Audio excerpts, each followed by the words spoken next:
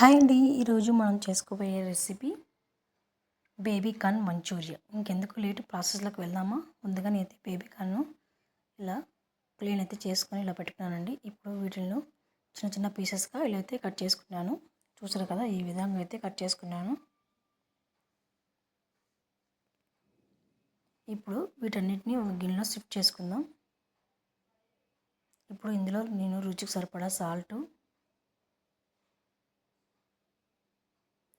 ఒక అర tea spoon కారం, 1 టేబుల్ స్పూన్ మైదా, 2 టేబుల్ స్పూన్ కార్న్ ఫ్లోర్ అయితే యాడ్ చేస్తున్నానండి. ఇప్పుడు కొన్ని వాటర్ వేసి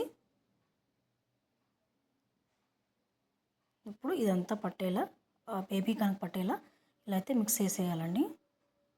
చూసారు కదా, ఒక 5 నిమిషాల పాటు పక్కన పెట్టేయండి. ఇప్పుడు వేడి ఆయిల్లో ఇలా వేసేయండి. ఒక్కోటిగా వేయండి, అన్నీ ఒకేసారి వేస్తే అతుక్కుపోతాయి కాబట్టి 1 బై 1 వేయండి. చూసారా, ఇలా అతుక్కోకుండా ఇలా ఉండాలి.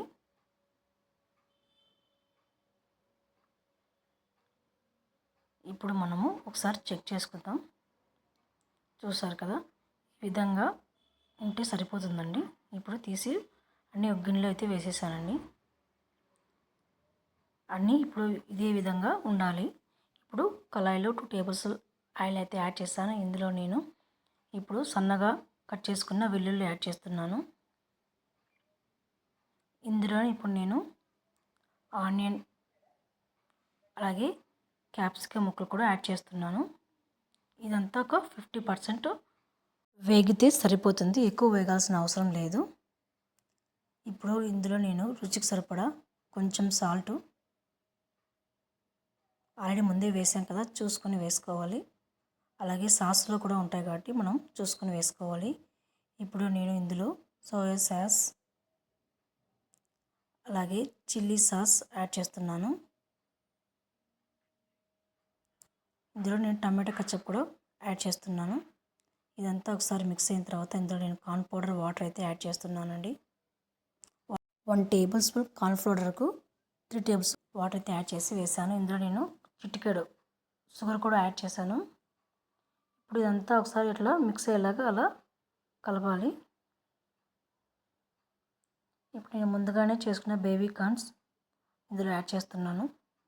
ఇప్పుడు ఇదంతా ఒకసారి బాగా మిక్స్ చేయాలండి.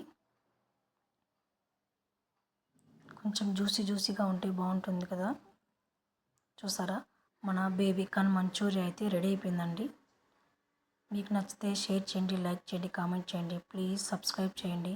అలాగే మా ఛానల్కు సపోర్ట్ చేయండి.